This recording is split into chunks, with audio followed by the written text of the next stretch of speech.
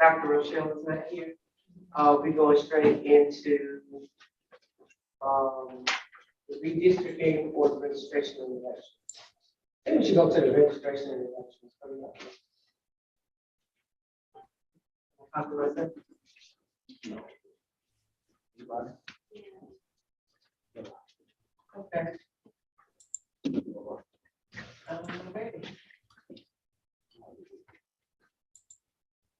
Good evening. Welcome to our second Mighty Six Town Hall. I am the host, Khadijah, Commissioner Khadijah Abdur, Rahman, affectionately known as just Commissioner Khadijah.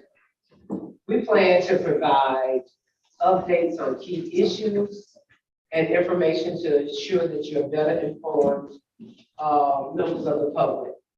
Today, we are taking on three big issues: rental and utility assistance as part of the Rescue Plan Act funds, redistricting of the county commission district with the 2020 census figures, and of course, registration and elections, voting and registering, and those important questions that you all have.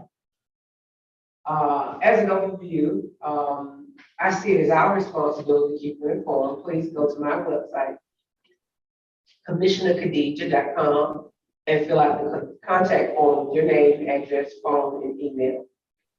First topic today, we are going to ask the registration and elections department here to give us an update on the voting, registering, absentee, and more. A good friend of mine, Miss LaShondra Little. Can we put our hands together for this one?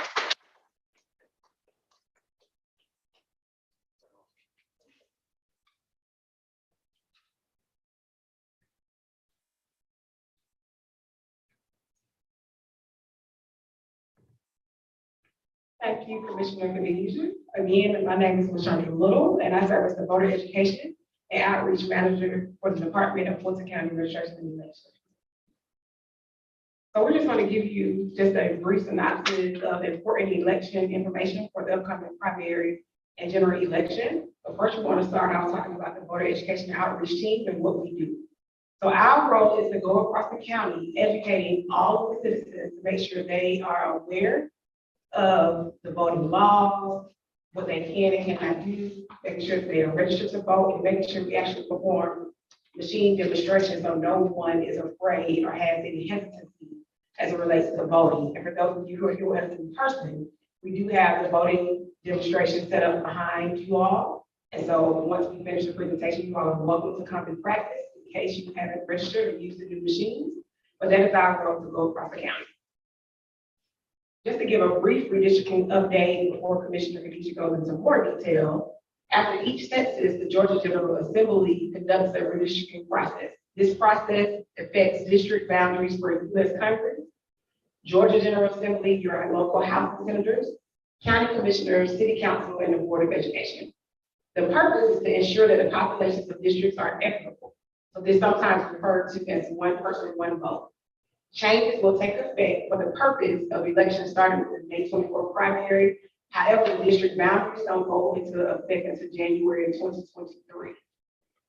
We actually have created a all things redistricting webpage off the Fulton County government website. So if you go to Fulton County GA /redistricting, you will be able to find all of this information as it relates to redistricting. To give you an example, for those of you in the room, I'm currently in House District 64. However, come January 2023, I will now be in a new district, District 68 for that area. Therefore, in the May primary, I won't be voting on the District 64 representative, I'll be voting on District 68. So that's what it means when it says it's going to take effect for the purpose of the May election. However, I'm still Representative Derek Jackson, for example, will still be my representative through December 31, 2022. However, January 1st, whoever wins that seat will be my new representative. So I think everyone understands that? Okay. We're gonna let this sit on the screen for a second. You can see the new commission district map versus the current county commission district map. And so that's just a version so you can see how the colors and what districts have changed for the purpose of the May election.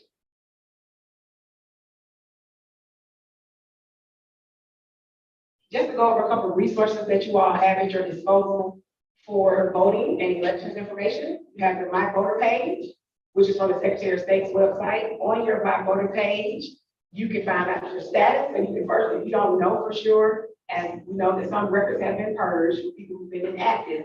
So if you have any concerns of whether or not you're still a registered active voter, you can check your status on the NPP page. It'll show you as soon as you log in, it'll say inactive or active. If it says inactive, then you need to contact us and we can register you to vote again. You can find out information on how to apply for your absentee ballot application. You can find out your polling location. You can download your precinct card. You can also find sample ballots as well as perform research on the candidates for the election. So you can actually also register to vote through this page as well. And you can print and mail your absentee applications. So this is your My Voter page. It's all things you need to know. Just some important dates.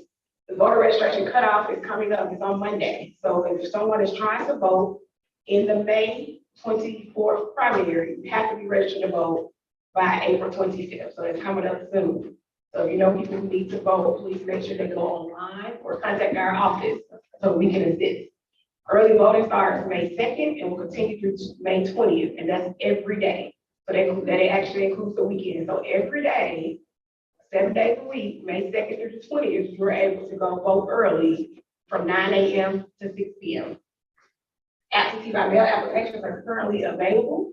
So if you need to vote by absentee, those applications are available. We'll be starting to mail out those applications. If you already sent your applications in, we'll be starting to mail out the ballots on April 25th. So April 25th is the big date.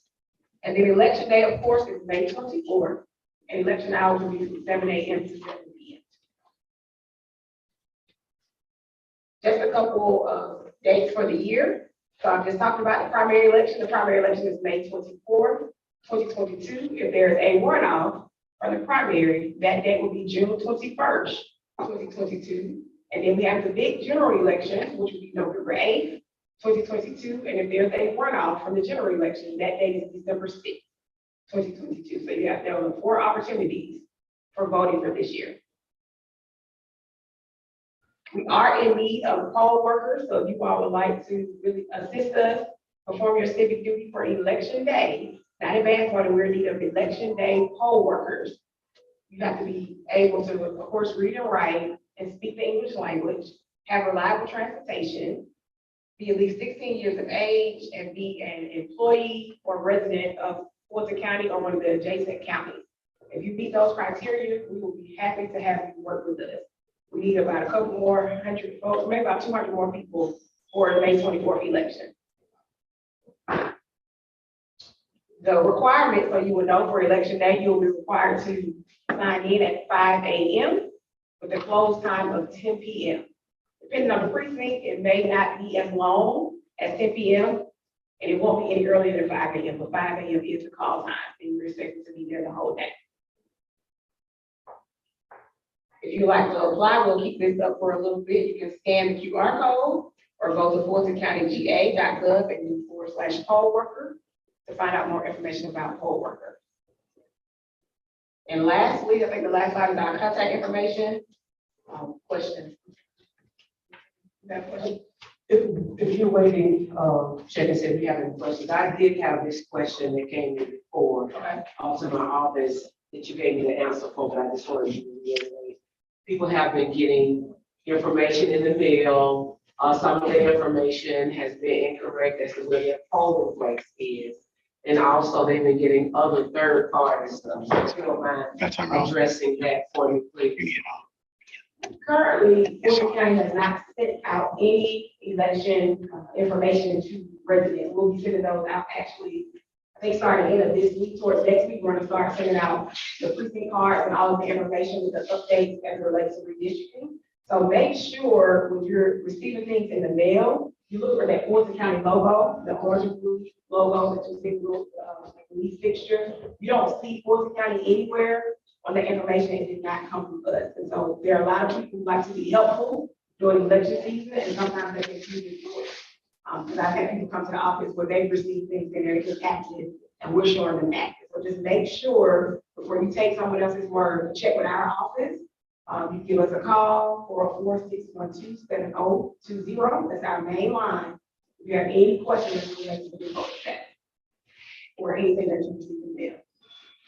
Okay, I have 3 questions that we pulled from the chat. Did you want to? I just want to know about when are you gonna have your mailing? Is that 2 weeks or 3 weeks? So the date was supposed to run, the date we were supposed to begin sending out things April 24th. So, so it's gonna come in batches, because you gotta think there's thousands of people in Fulton County that need to send that information to, so they'll come in batches. Okay, so one of the questions we received is, are we allowed to make copies of the absentee application ballot? Copies for themselves. I guess for other people to bring to other people. No, the request for those absentee applications need to come in to our office. So they should be copies of those applications, because we need to be able to track that they requested it or that they're turning them in, but you don't, and you want to make sure they have the right application. And so the best way to know that they're filling out the correct application is to really get it from us and download it online. I would hate for a third party if they're being helpful and it doesn't have the right application. Got it. I'm sorry. Ms. Fuller, if you don't mind, just touch on the ability for the mobile units and the copying, because we did get that question as well. And some people don't know that you all will be doing that, so if you don't mind touch it on that for the listening audience. Yeah. So one of the other things the voter education and outreach team does now is that we are able to print voter identification cards. And so primarily this impacts seniors and sometimes some high schools who have not yet reached the age where they can haven't gotten their license or their permit. They need some type of ID. So we do have the mobile to instead of be able to come out to use voter identification cards for you to use voter identification. You only should get a voter identification card if you don't already have a license or ID. So we only print them if we know you don't have any licenses or any identification to identify yourself on election day. Okay, another question we had received was, can they pick the specific days they would like to work? Or do they have for the Advanced vote.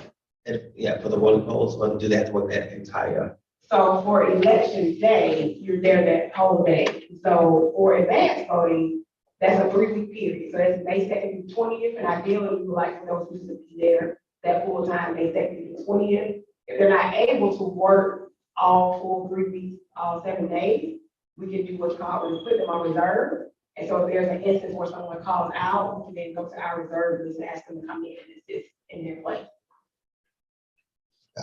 Let me just check really quick to see if we have any more. Meanwhile, well, we have a hand up. I would just like to know, I've had some issues. Sure. I've had some issues with the app, and I'm wondering if that's like a major issue, or if it's maybe something that's maybe a little bit isolated, because I go in there to try and check my status, I can hear a You message. said the app, which app? The SOS Georgia. So we have no control over every MVP page or Secretary of State page. Now, what I can do for you, because I'm here, I can pull your information up to you from our system and show you exactly what it is. It's in your precinct card, but there have been some glitches. I know the Secretary of State website, but we're the county, we have no control over the Secretary of State's website. Do you know if External Affairs has updated the addresses when they go to find out which district they are? MVP has updated it? On the Fulton County website to know what, correct. Yes, those are, they have been updated, yes. Yeah, yes, those have been updated. So the page on Fulton County website, I want to say FultonCountyJ.gov/principal map. I believe that's the webpage you go to, and you should be able to find the maps of all the different districts. And even if you go to every district page, a map for every district is there as well, for you to be able to access and find out. And put in your address. All right, now, if you don't mind, can you go back to the redistricting map? Yours is so nice. So I'm gonna just go over some information. There we go, back. Okay. Now, this is the current map. This is the new map, and I also have it over here as well. But let me explain to you why the map had to be changed. The map had to be changed because of the 2020 census. One man, one vote. My District 6, the Mighty Six, took on the most in more constituents. More people moved into this area. The only other person that came close was Commissioner Lee Morris, District 6. So not District 6, pardon, District 2. So what? District 3. Okay, stop confusing me. It's been some long days, y'all. With Commissioner Lee Morris, I guess the point I'm trying to make, when you do the census 2020, you must, especially if you take on phenomenal growth, and we took on phenomenal growth since the 2020 census, showed that I had to shed some constituents. And so in shedding constituents, I had to see what was best for this side of town in trying to put some things back together. In the current map here, you can see when you come here in District 3, that is Commissioner Lee Mars. District 4, that's Natalie Hall. District 5, that is Marvin Arrington, and of course me, District 6. They're not compact. In this area, you can see right in here, you may have areas or neighborhoods that share 3 different commissioners. And so when you disenfranchise, it may not have been done by purpose, but what happens when you have neighborhoods that are chopped up like that, and you have 3 different commissioners answering to one neighborhood, you can't get a consensus of your needs, because if a person's talking to Commissioner Hall, or talking to Commissioner Khadijah, or Commissioner Lee Morris, or Commissioner Marvin Arrington, the way they are split up affects. And so my understanding, because I remember when it happened, Emma, my mentor, the late Emma Darnell, plus Bill Edwards were forced to run against each other. And so they took away a seat and forced them to run against each other. But what they did, the way they drew the map, disenfranchised a lot of neighborhoods. And so when it was time for the redistricting, if you look at this map, it is more compact. Now, one other thing I want to show you on this map, if you can see, can everybody see these little dots right here? Okay, these dots here are very, very important.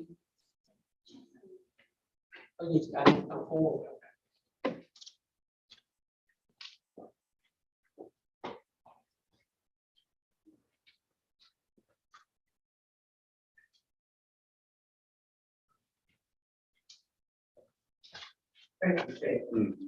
what I want everyone to understand, all of these dots represent where a commissioner lives, okay? So, for instance, here, this is District 1. This is actually where Liz Hausman lives. She represents this entire district here, but see how close to the edge she is? Here, District 2. This is Commissioner Bob Ellis' district. This is where he is. Come down to District 3. This is Commissioner Lee Morris. This is where he lives. Okay? Come down to District 4. This is where Commissioner Natalie Hall lives. Come to District 6. This is where Commissioner Khadijah lives. And come to District 5. This is where Commissioner Arrington lives. Now you may say, Commissioner Khadijah, why are you showing me this? I'm showing you this because it's very important for you all to know about representation. It's important. We have 2 commissioners out of 7 commissioners. We have 2 that live in North Fulton, okay? We have 1, 2, 3, 4. Who am I missing? 1, 2, 3, 4. I'm missing. Oh, Pitts, he's all over.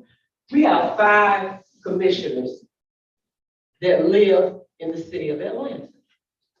We have 0 that live in South Fulton.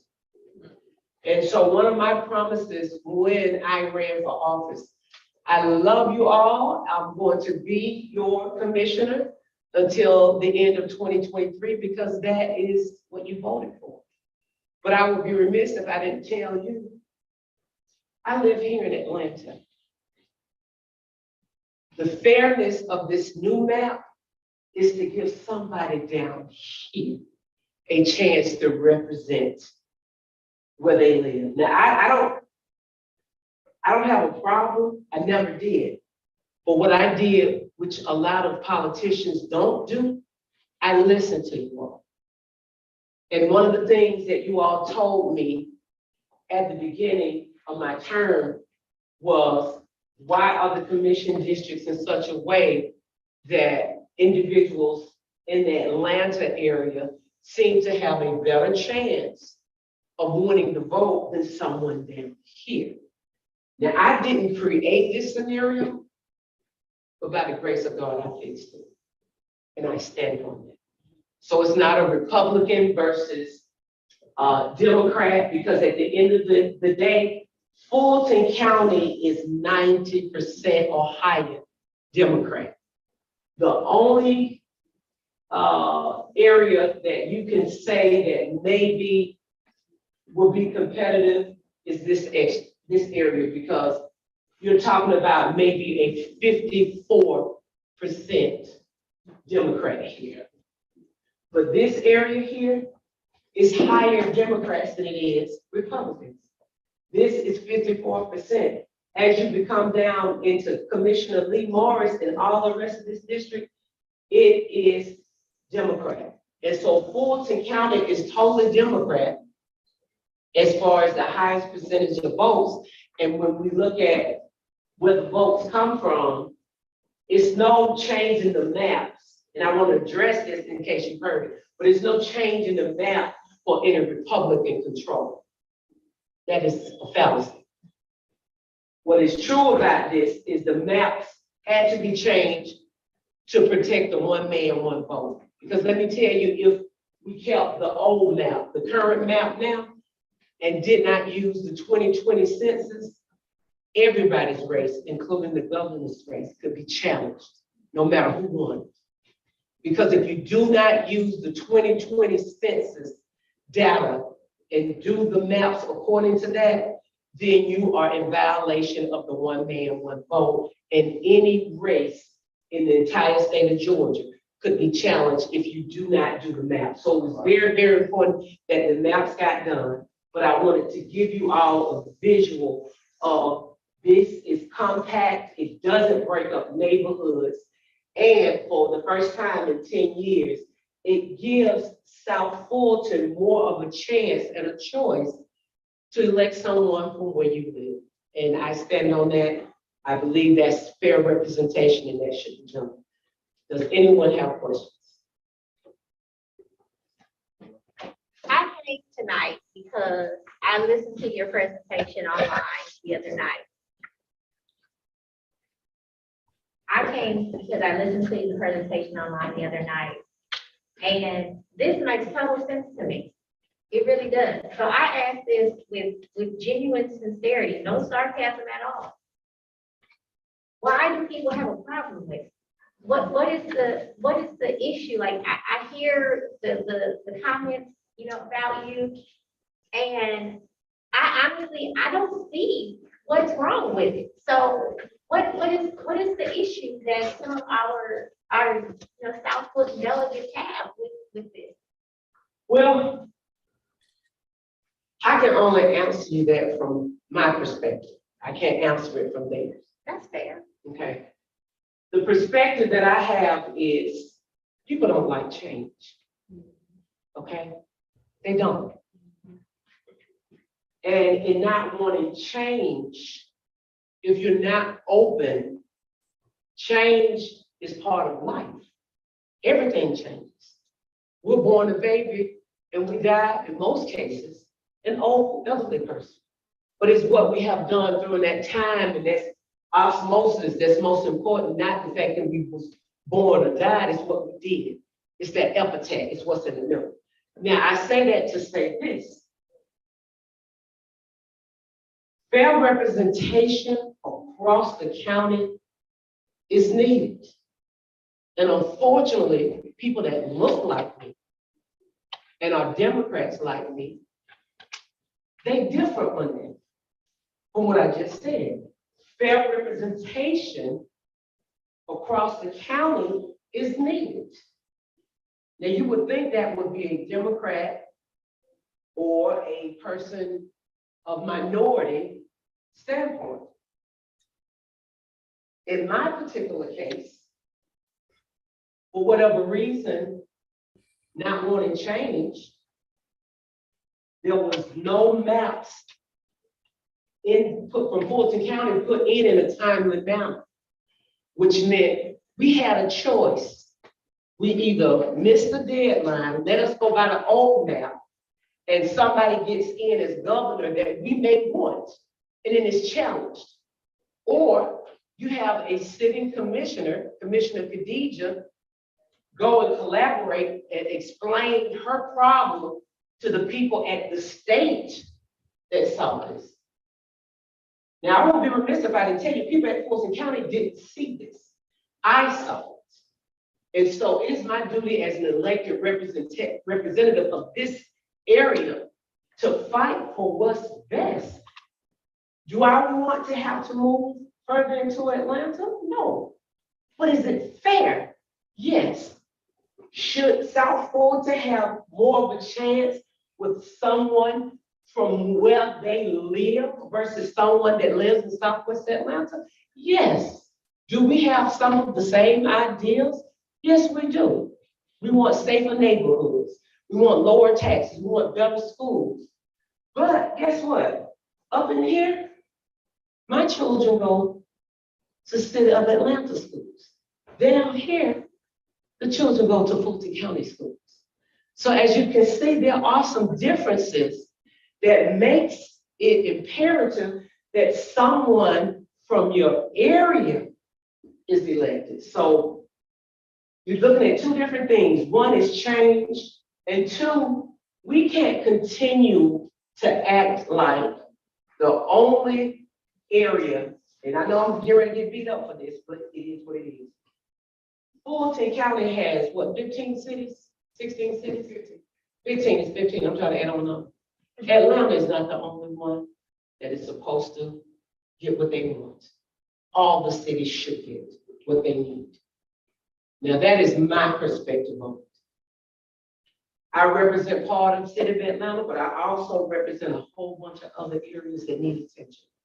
And I think at some point in time, as we became municipalized all over Fulton County, some of the mindset stayed that, well, if Atlanta says something, that's what takes place. And I know Atlanta is the largest city, but last time I checked, everybody in here paid Fulton County taxes. So I'm beholden to the Fulton County taxpayer. And so, not to belabor the point, but for me, it was fair. It needed to be done, and change is hard. So thank you for that question. Thank you for the answer. I appreciate it. Yes, sir. My question is, I know everyone keeps saying that the 2020 census was used to do redistricting across the country, but is that to say that when I look at this map, each color represented there, the population base is about the same number? Is that what they're saying when they? It should be. Okay. The population base, mine is about 175. You can't go over that.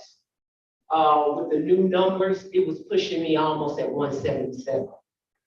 And so when you look at each one, it should be at 175,000 with a deviation of maybe 0.01 1.10, something in that area. But yes, you're correct. Any other questions? Did you want? I think there was one question. They wanted to see both maps back up. Oh, okay.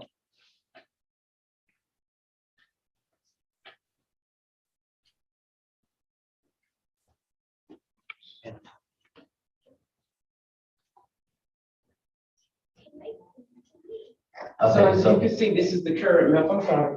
right. So they were asking about that map that she's pointing at currently is the current map until December 2022, 31st, 2022. And then the one on the left is what will be the new maps beginning January 1st, 2023. But it'll be the one that you're voting off of now. Correct. Yes. Any other questions, comments, concerns? Like this, live the audience. Okay, well, last but sincerely not least, we are going to hear from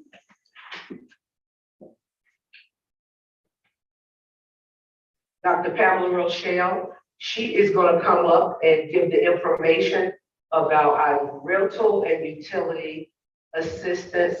Please welcome Dr. Rochelle. Thank you.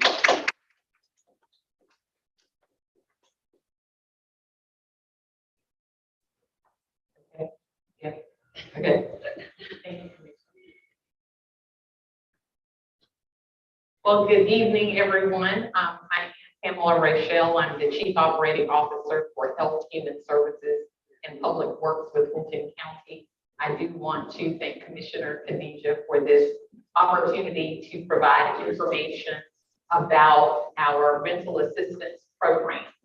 And one of the #1 questions that the Commissioner constantly receives and asks me to address specifically is the opportunity for Fulton County residents to reapply for additional assistance.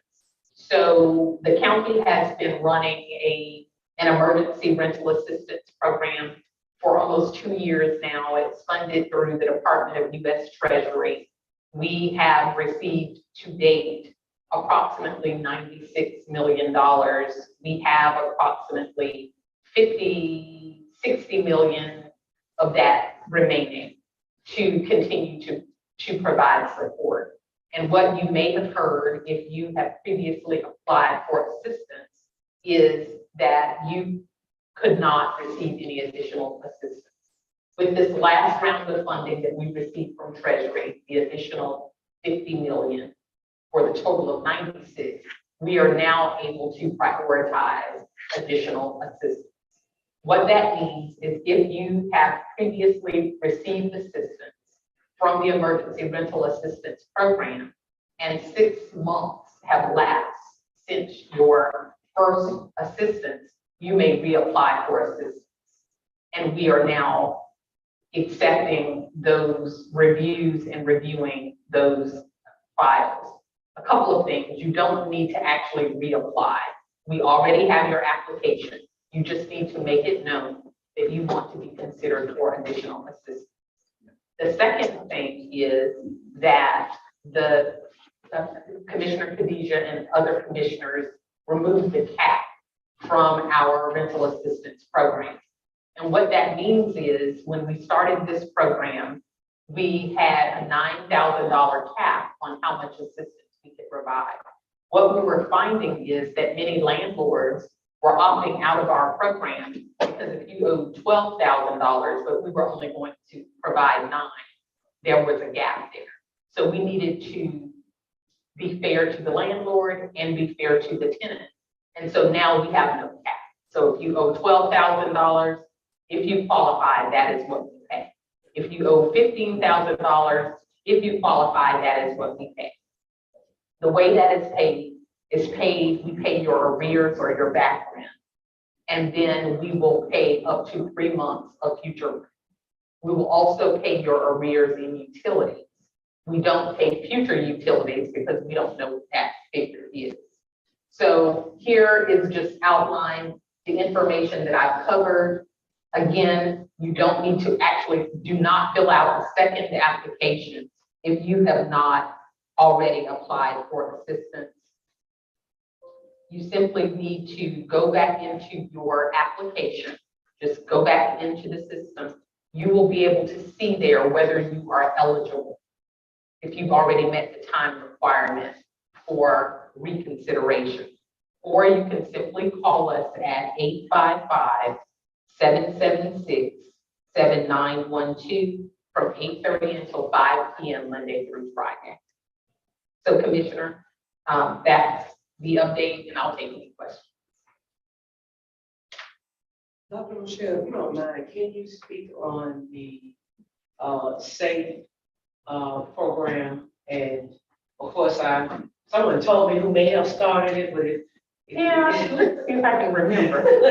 So one of the issues we had in this emergency rental crisis is that thousands of families were coming to court being evicted.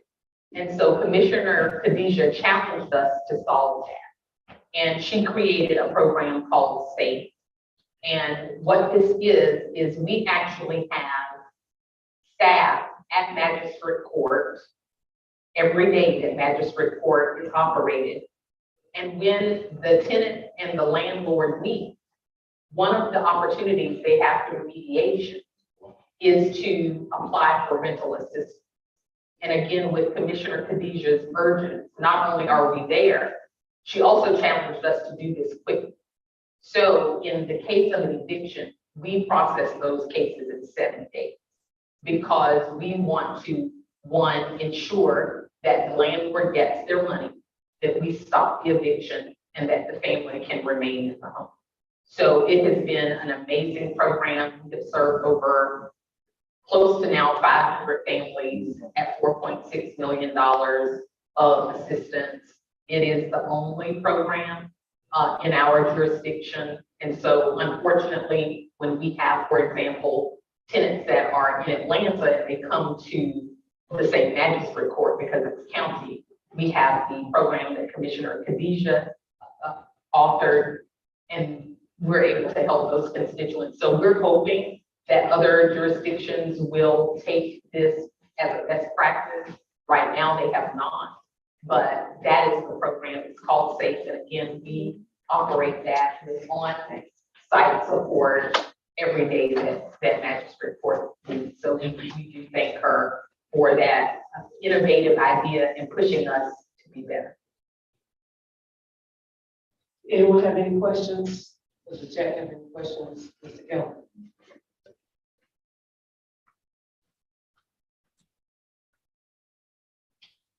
Okay, so I'm trying to understand exactly what they're saying.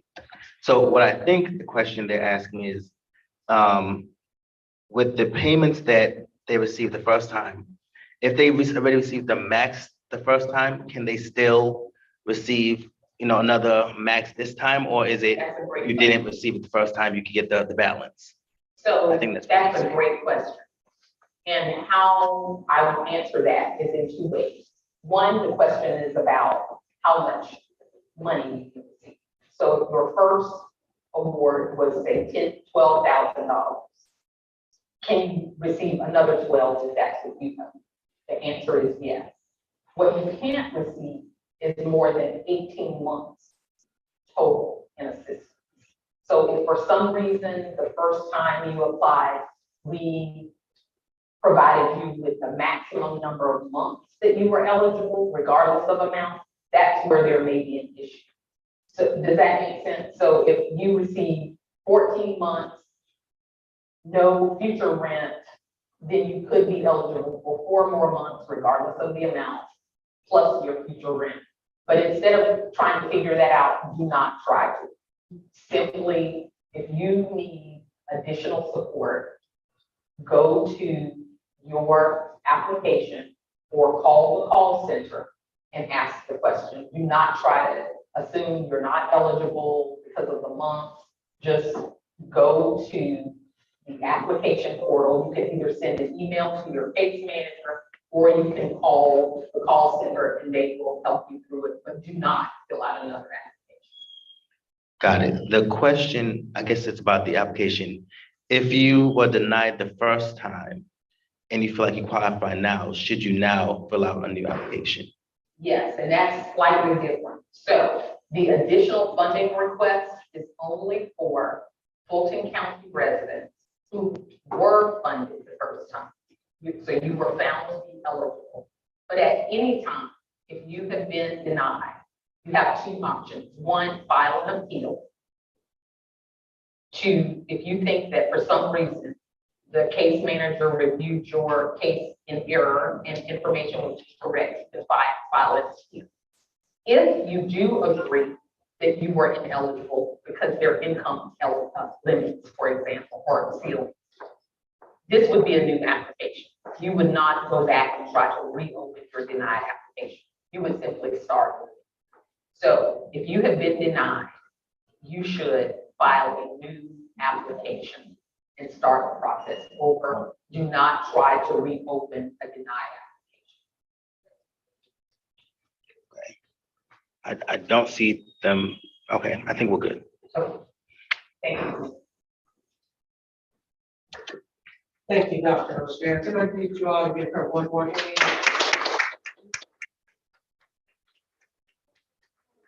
The most hardest working, but I'm gonna say she's more harder working than I am. They know better. Because one thing about Dr. Rochelle's office, a lot of people, a lot of constituents call my office. And a lot of times I guess run interference or try to get the situation resolved. Even though we do make the call to Dr. Rochelle, we try to make sure the person has everything they're supposed to have when we hand them off to Dr. Rochelle. And I thank you, Dr. Rochelle, you and the staff, because you have always been open and transparent and have always been accommodating, especially for the citizens of Fulton County and the crisis that we had with this. So I thank you once again for that. I am going to take a liberty here and ask either my chief of staff, Robert Kelly, or my director of admin and community affairs. We have an upcoming mental health. So I need to know the date and the information. It'll be coming forward. We just want to, since we have a capture audience, would you mind coming up, letting the lovely constituents here? You want to stay right there? You're so shy. You're so shy. Okay, hi, good evening, everyone. I'm Sequoia Kirby, Director of Administration and Community Affairs. People on the live can't see. For-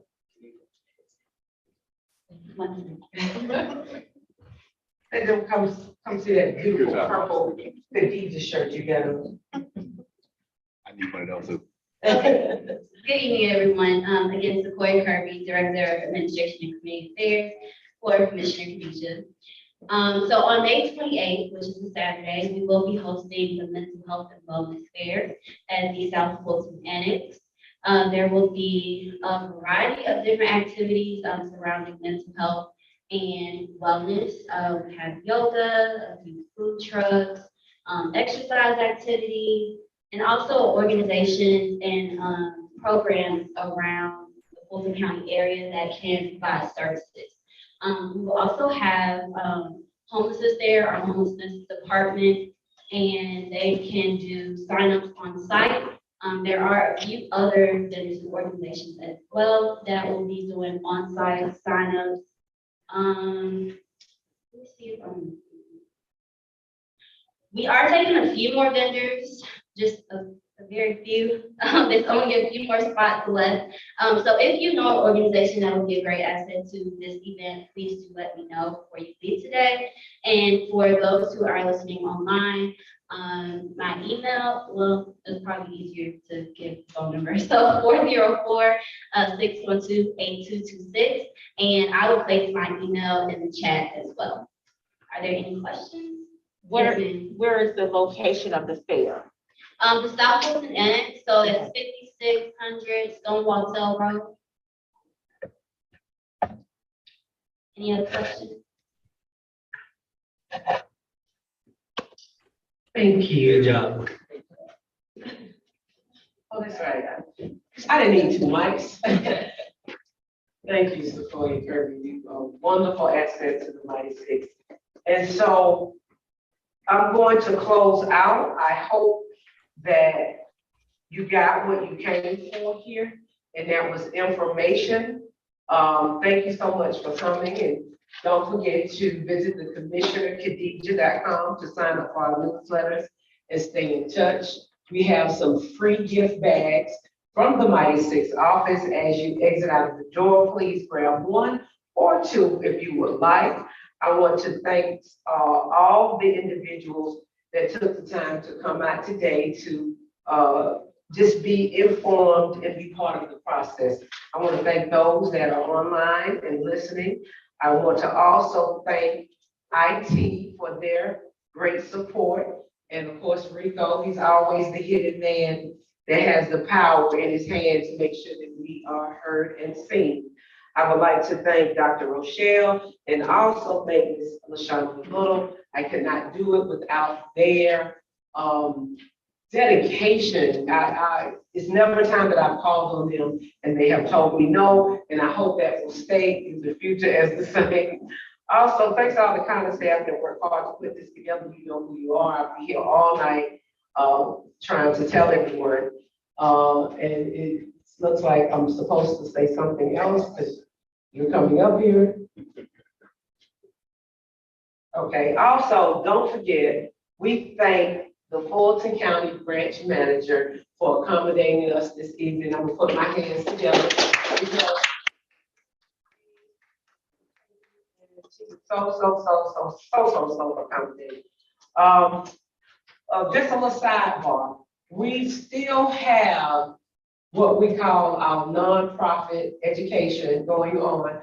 We will be bringing more seminars back. So make sure that you reach out to us at 446-128-2222. And the reason why I say this, the nonprofits in District 6, a lot of you are doing great work, but you're doing it out of your pocket. You're not receiving funding. You don't know how to apply for funding, or you don't have the technical assistance, or you're not sure exactly what you need to do in order to score high enough for the funding. Dr. Rochelle, is there anything else that's basically it? Okay. Excuse me. Someone in the chat wanted to know if you can repeat the information about the event once again, the date, time, and what have you, and for the mental health fair.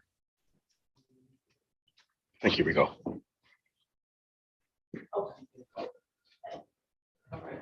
I'm sorry, what was it? What was the question? So the mental health and wellness fair will be held on Saturday, May 28th, from 10:30 a.m. to 2 o'clock p.m. at the South Fulton Annex, 5600 Stonewall Hill Road. And I'll put it in the chat as well. And last but not least, nonprofits, we're going to have another opening for the health and wellness. Please stay tuned for health and wellness funding for District 6. And so I can't tell you when it's going to be coming up. It's going to be just fine tuning some details, but please stay tuned to my Commissioner Khadijah page or call my office 446-128-2222 or subscribe to commissionerkhadijah.com website. If you have a nonprofit, there's going to be additional health and wellness funding that will become open just one time. This is an additional set of funding that's being opened up for this district only. Maybe another district, but I'm just dealing with my district right now. And so please keep your ears to the ground so you won't miss that additional funding.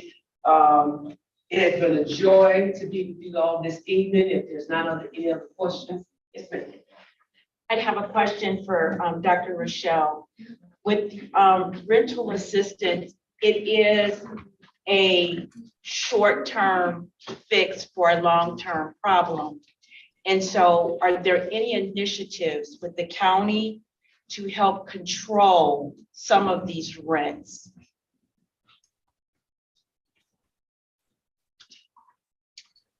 Thank you.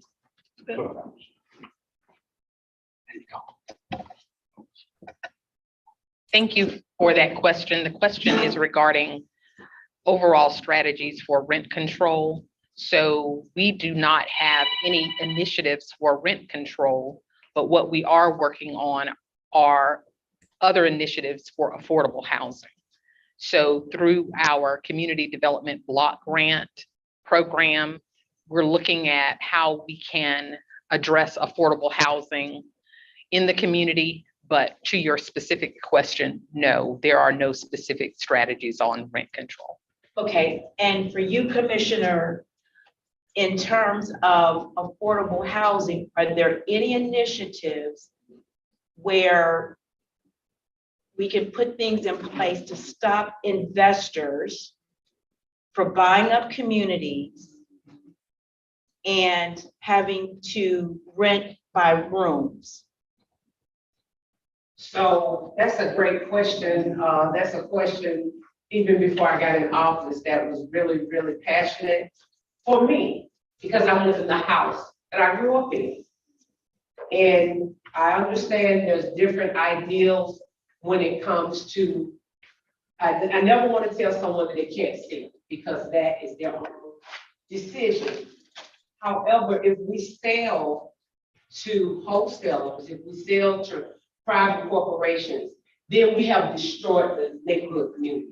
There is no community stabilization when we do that. And I don't believe that people understand that. What I'm trying to do is work with the relationships at the state, because we do not have rent control. Here we are in the South versus the North. The North has had rent control for quite a while. There's two different conversations on both sides of the coin. If we have rent control, are we being fair to the business owner? If we don't have rent control, are we being fair to the renter?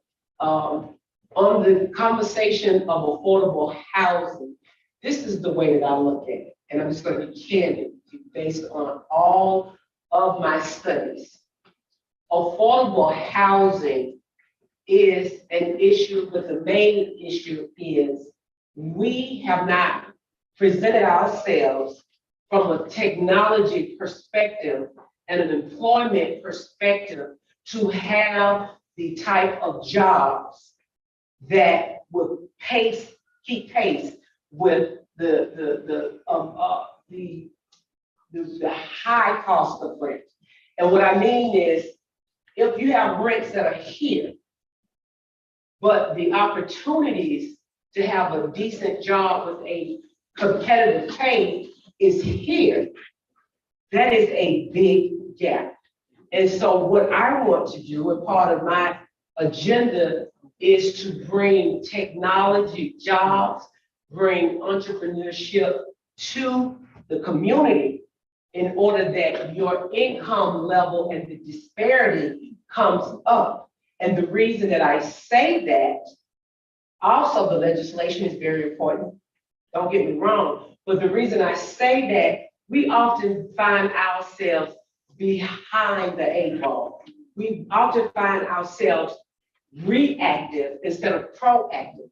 And so now my intentions are to make sure that if you're a high school student, you want to go into the technology field, you have the opportunity to go straight into it. If you're an older student, if you're a non-traditional student, if you're changing careers, that you're able to go into the technology field. If you are wanting to become part of the massive motion picture industry that we have here, that there are no barriers, because I firmly believe that we will never see low prices again or affordable prices. What we are going to have to do is to make sure that we work with our stakeholders, our nonprofits, to get affordable housing into play, but you're still going to have to make sure that gap, that income gap, leads from being here to here. And so that is ultimately my goal. I do believe rent control, we should have it. That's a conversation at the state that I've had. It's been kind of hard. Individuals feel like we are infringing on business owners' rights, and I understand from their perspective in some cases, but we have to do something. No action, inaction is just as bad as just turning away and pretending like we are going to go back to pre-pandemic numbers, and we're not going to go back to those numbers. The rental will go and continue to rise, and so we're going to need to do something. So I hope I answered you. You did. Thank you.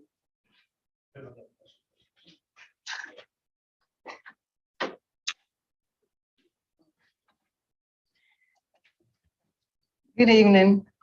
Good evening, Commissioner Khadijah and everyone. My name is Jane Williams. So this kind of goes in part with what the young lady just asked, but so years ago, we used not have a problem with homelessness here. You know, we could see it when we would go to work or whatever, but now I'm seeing, you know, a lot of homelessness here in District 6, right? Okay. And so I'm just trying to figure out, you know, do we have a plan for this, or, you know, how can state, or, you know, I'm running. So how can state work with state officials, work with local officials, commissioners or whoever, to try to get this issue resolved? That's a great question. Thank you. I will tell you from my perspective what I have found out that we don't do, that we should do. When I was out in Arizona on county business, by the way, looking at their model for diversion, one thing that I really commend them for that we aren't doing, I had an opportunity to ride with what they call the homeless task force police unit. Now, these are police officers. They're dressed totally different from the other police officers, a little less intimidating, but nevertheless, they're police officers. They go out to the camps. They have the encampments just like we do. But the difference is when that police officer goes out to that encampment, it's a housing navigator with them. And Dr. Rochelle knows about this. We have talked about how we have to have navigators, like we have navigators at the court system to catch that. We need to have housing navigators and peers to come out in the community to those areas. Okay, what do you need? You need housing. Wait a minute, is there behavior or drug abuse problem? What is going on? Okay, I'm not here to arrest you. I'm here to help you. We have so-and-so, would you talk with her for a few moments? We have so-and-so, can you talk to him? And this is an entire effort that they do in Arizona that I want to bring back to here. I've been in talks with Councilwoman Keisha Waits because she went as well. And so what we were saying is we're trying to operate on open heart surgery, but they can't. That's right. And it's not going to work. So what I'm hoping and praying for individuals like you all who are committed in the community will hold people like us, the elected officials, to come up with something. Because I thought, you imagine it was a time that you were only going to certain areas of Fulton County and see homeless. That's right. You go everywhere in Fulton County and there's homeless. That's right. And so we've got to work with our law enforcement, work with our, of course, elected officials, our stakeholders, our actual behavioral health and medical attention. But we've got to find a way to take those services to the people. And I'm gonna tell you something else, because this is a passion of mine, so you should have asked me this really, but I'm gonna try to just kind of bring it to a closure. What we have done as a society, period, is a handoff method. Okay, hand them off, hand them off, hand them off. That's right. Hand them off. I call it a temporary fix. What we need is a whole hand-holding process all the way through it. From the moment you're diagnosed or you're seen out in the street, whatever. Do you need housing? Do you need behavior help? Do you need just your medication? Is there an issue at home and you can't be there? You got to be somewhere else. We have to have a hand-holding process from beginning to end instead of this. That's right. That's what we've done I'm praying and hoping Well, I'm that praying. we can get to a different model because it's a different date. Well, I'm gonna be praying with you. And just one last question. Yes, ma'am. So, seniors, and, I'm a senior too, a younger senior, but what are we doing about a senior center? So, here in Union City, we don't have anything for the youth, no YMCA, no anything for the youth, and we don't really have anything for the seniors. So, that's close, we got the Bowden Center, we got some things, but not just here in District 6. So are we working on that? Well, keep in mind, just coming out of the pandemic, we have started to slowly but surely open up the senior centers. Yeah. Now, keep in mind, some of our seniors are still afraid. Okay. Even though the centers are open, but the great thing about it is that we have a hotline. Dr. Rochelle, I hope I don't put you on the spot to explain the hotline. We have a hotline that allows individuals where we actually check on them and see, how are you doing? Are you okay? You talk to someone, are you eating, and other things. Right. And so what we're trying to do is to work our way out of this pandemic. Okay. We do have the centers open, but like I said, a lot of the Right. centers I talked to, they're still scared. to come. Right. And so I think what we're gonna have to do is to have a holistic approach Mm-hmm. where we actually tailor things for them to come to. Mm-hmm. Case in point, I have a seniors summit. I had one in College Park, and what it did, it offered all kind of services for the seniors, but it also identified the crimes. Our seniors are being targeted. They're being targeted by family members, Right. credit card fraud. They're being targeted. People are calling them, telling them, this is your nephew and send us That's right, $100,000 yes. or whatever. Mhm. And we have documented through the Madam DA's office that this is on the rise. And so what we have now is a senior summit. We've had one, we're gonna have another one coming up in June to let the seniors know how they can protect themselves. Okay. Because you gotta understand, with the pandemic, a lot of our seniors are suffering in silence. That's right. They're dealing with, you imagine a senior that was used to going to the center every day, Mhm. don't have family here, family That's maybe right. out of town or what Mhm. have you. So they are suffering with depression. That's right. And so it's on us to, make sure that we have the services. Mhm. Dr. Rochelle, did you want to add? And I know Fulton County just started a new program, I think, called AmeriCorps, where they will have people to come in, to do errands or whatever for the seniors, take them to the doctor or medication or whatever it is that they need in some small household chores. So thank you. Dr. Rochelle, did you want to touch on that? Thank you for the question. A couple of things. So the Fulton County does have a partnership with Union City at the Idris Darnell Community Center. We do have senior programming there now. The mayor and Mayor Vince Williams did enter into a partnership a couple of years ago, right before the pandemic. Of course, the pandemic struck, but that center is reopening for senior programming that includes meals and classes. So they definitely want to contact the Idris Darnell Community Center at 770-964-1236. Fulton County has added that community center to one of our neighborhood senior center programs, and so we do provide funding for the program there. The other question you had about homelessness and the comments with that, I would encourage you to contact the assessment centers. We do have a homeless assessment center, which is really, it's an office that does intake for assessment services. So if you do see someone as you're driving and you want to report that and have someone follow up, we do have street teams that go out.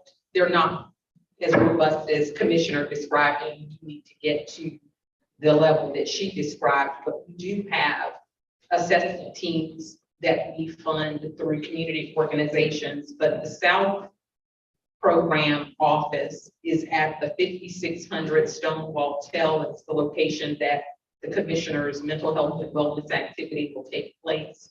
That number is 404-612-0137.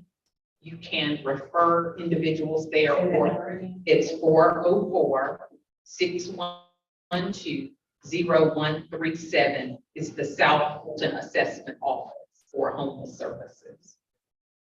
For senior services, the Star line that Commissioner Khadijah referenced is 404-613-6000. And what that is, it's a line of customer service representatives that specialize in senior service activities. And you can basically tell them what the situation is for you, yourself, or a loved one, and then they will refer you to not only Fulton County services, but any services in the community that may be of assistance. Other than that, for senior services, we do have the New Beginning Neighborhood Senior Center. It is in Fairburn. To your point, it's not in Union City specifically. And then we have the Neighborhood Senior Center in Palmetto. Thank you. You're welcome. Okay, so at this time, we're going to officially close out. However, I want to ask Loretta Lewis to come forward, and Sequoia Kirby. I think Pamela Lyons is back there as well. These are my staff, and I always, and of course, the chief of staff, Robert Kelly. These individuals work very, very hard to make sure that the constituents receive the services that they need. And so I would be remiss if I didn't say this is the true power behind the throne, because I could not do what I do and be in the community like I do if I didn't have these individuals. Rick Blaylock is not here. He's the missing link today, but guess what? Everybody else is here. And would you mind putting your hands together?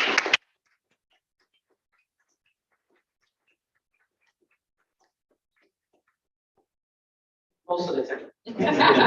So thank you. This is our program. Like I said, we do have some giveaway bags that I would like you to take. Feel free to take more than one if you like. This concludes our program. Thank you. Oh, wow. Fulton County Police, thank you. Fulton County Police, I can't believe I forgot. Charge to my head and not my heart.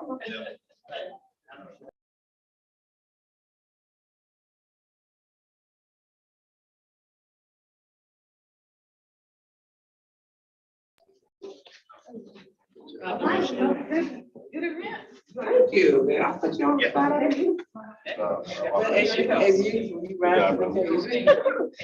Hey, Sequoia, did you see the question somebody had left right before you closed? You hear, Sequoia, you hear Rico? Okay, I will do that. There was a question that was asked, are there still openings for the Fulton County Reparation Task Force? Oh, thank you. Trying to do something different. No, thank you.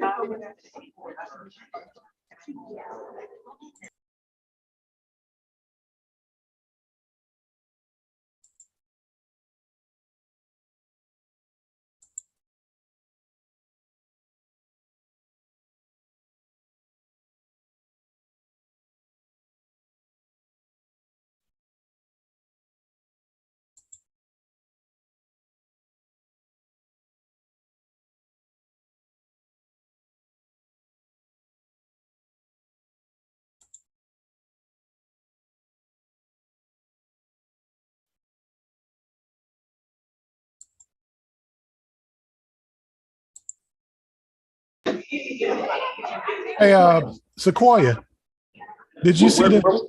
Yeah, we're looking at it, Rico. Okay, great.